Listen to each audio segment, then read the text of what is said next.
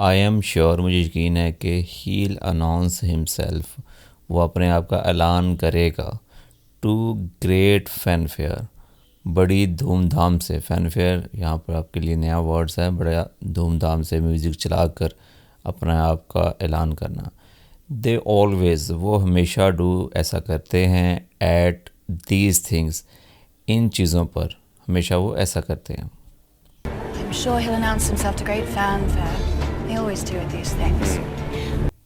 How I ever let you, क्या मैंने तुम्हें कभी इजाज़त दी, टॉक मी इनटू दिस, इस पर बात करने की। आगे से वो कहता है सीरियसली, सच में, समबॉडी, किसी को तो हैड टू प्रे, किसी को तो तुम पर जासूसी करनी थी, यू तुम पर जासूसी करनी थी, किस काम के लिए, आउट ऑफ दैट लेबॉर्ट्री, उस लेबॉर्ट्री से बाहर निकालने के लिए।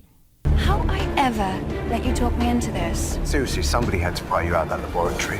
Who would you rather spend, किसके साथ तुम, रादर का यहाँ मतलब है कि कुछ गुजारना चाहोगी, योर इवनिंग, अपनी शाम, विद मी, या मेरे साथ, और आ पिकल्ड टाउट, पिकल्ड टाउट, ऐसा मेंढक जो कि अचार के अंदर बना हुआ मेंढक, या उसके साथ। वो कहती यहाँ तो पिकल जो अचार के अंदर बसा हुआ मेंढक है उसके साथ गुजारोगी या मेरे साथ गुजारोगी, ये तंज़िया तौर पर कह रहा है। The truth, would you rather spend your evening with me or a pickled toad? The toad. Because at least, come as come, there are chances, वहाँ पर चांसेस हैं कि माई किस, जो मेरी किस है, माइट, हो सकता है, टर्न हिम, इसको बदल दे, इनटू अ प्रिंस, शहजादे के अंदर। Because at least there's a chance my kiss might turn him into a prince. Well, अच्छा, हैज़ंट ही ट्राइड हार्ड, क्या इसने पूरी कोशिश नहीं की।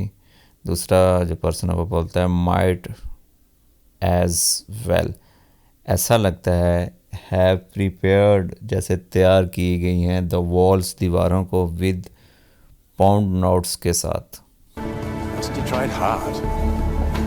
Might as well have papered the walls with pound notes. एक खतून कहती है हैरान होकर, हाउ डिस्ट्रेसिंगली अमेरिकन, कैसा अफसोसनाक अमेरिकन अंदाज़ है, यानी कि वो इस तरह की पार्टी को देखकर बड़ी हैरान कुन है। तो साथ रस का कहता है फ्रैंकली, सच कहूँ, आई एम अमेज्ड, मैं बहुत हैरान हूँ या मैं हैरान कुन हूँ, सो मैनी ऑफ अस, हम में से बहुत सारे, टर्न्ड अप एट ऑल, यहाँ पर आए हुए हैं तमाम के तमाम।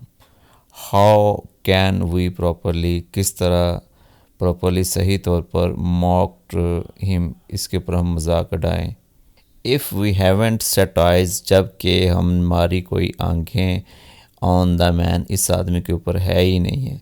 यानी इसका लफ्ज़ी मतलब तो ये है, वैसे ये मतलब बनता है कि कैसे इस बंदे का मजाक कर रहा है कि जबकि हमने इस बंदे को अभी तक देखा तक नहीं है। Distressingly American.